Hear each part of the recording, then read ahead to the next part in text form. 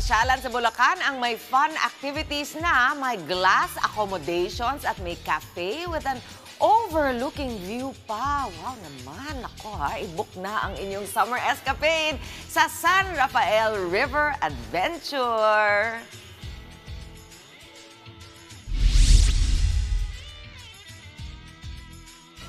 Good morning mga kapatid! Naku, I am so excited. Ang ganda po ng ating feature natin ngayong umaga dito sa On The Go. At talaga naman summer na at kung naghahanap kayo na mapapasyalan kasama ang inyong friends, family, or kahit solo adventure, I know the place for you. Nandito tayo sa San Rafael River Adventure. Dito po sa Bulacan na talagang dinayo natin to. At kita nyo naman po, nakasakay ako ngayon sa isang horse, sa isang kabayo. At isa lang to sa mga pwedeng gawin dito sa San Rafael River Adventure. At para po pag-usapan kung ano pa ang mga pwedeng gawin, makakusap po natin si Sir Ruel, ang kanilang manager. Sir Ruel, good morning kapatid. Good morning Patiin niyo po morning. sila.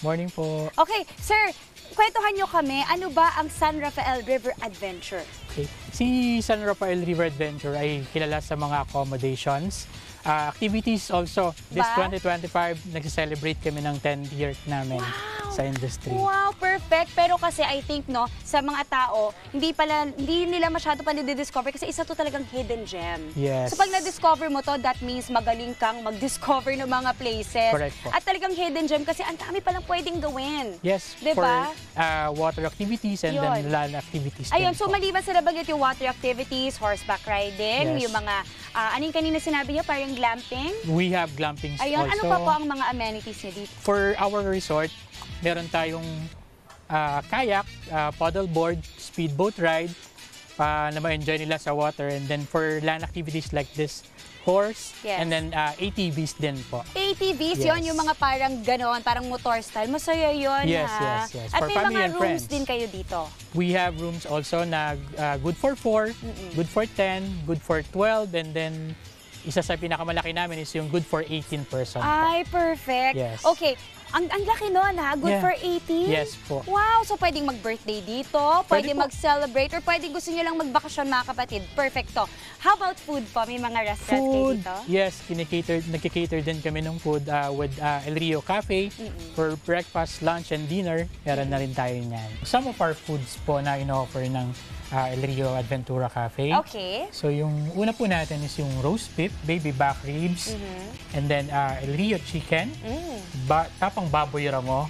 Then for dessert, we have Oreo cheesecake, and then pistachio. Ito yung pinakabago natin pistachio cheesecake. Ang sarap, may Yes. pa-dessert. And of course, drinks. We have drinks din po na coffee-based to. Ito, Spanish latte. And then for you, ma'am, honey blend po. Yan. Honey blend. Citrus. Wow. Okay, pero kanina nabanggit natin na talagang dinadayo kayo. Pero sa tingin nyo po, ano po yung pinakasikat dito na talagang dinadayo ng mga tao? Well, ngayon, ang pinaka-dinadayo talaga is yung El Rio Cafe with their food and then yung view. Ano po ba yung view sa El Rio Cafe? Ito ay located sa Angat River. Nakikita natin yung stretch ng Angat River. Wow. Yes, kaya maganda talaga yung view niya. Oo, so hindi lang pang family, pwede rin pang Yes. romantic. Siguro may mga nag-propose na dito. Medyo marami na. And then any live events, weddings, Meron corporate, din. meron din So kami. pwede rin sila dito, kunyari gumawa nung parang kanilang reception. Yes. Pwede rin yung mismong wedding Ceremony dito. and reception. Wow! For team So, building also, Team we building. Uy, cater pwede din sa po. atin yan sa TV5. Yes, Magti-team of building course, kami sa of Good course. Morning Kapatid. Ayun. Yes. Meron po ba kayong mga upcoming activities? Sa ngayon, yes, meron kaming ginagawang project ngayon. Hopefully by May, magkakaroon na kami ng zipline, hamster, wow!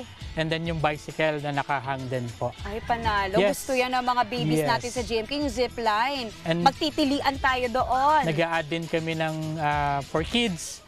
Meron din kaming area for kids na ina-add para at least makapag-relax yung parents nila. At the same Yes. time, yung kids din po Pwede rin makapag-enjoy mag-enjoy para talagang walang mabobore pag nandito kayo. Ang ganda. Siya. Ano po ang inyong social media pages? It's San Rafael River Adventure Apa? with Facebook and then TikTok meron din tayo. Oo. Instagram also. Perfect. Responsive naman kayo doon, Yes, no, of course. sir? 24 hours din Oo. yung ating mga CS doon. Paano yung mga gusto mag-walk-in? Dapat ba mag-reserve? we do advise na mag-book tayo ahead of time Okay. para since minsan napupuno dahil konti lang din naman yung accommodation namin. So, Pwede po kailangan bang day trip lang dito? day trip pwede rin po. Ang day trip natin will start at 7:30 a.m. until 6 p.m. ng gabi. While yung overnight natin is medyo kakaiba. So, it will start ng 7:30 p.m. until 6 p.m. kinabukasan.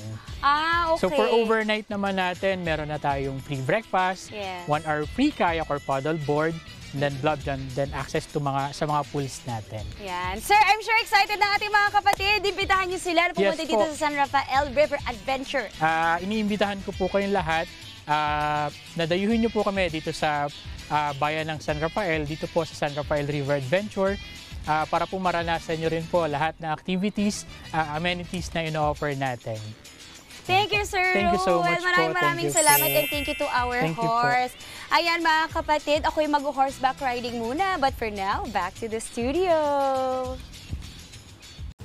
Mga kapatid, Maui David po. Simula ng inyong araw na may alam at may pakialam sa mga may init at umaaksyong balita sa bansa.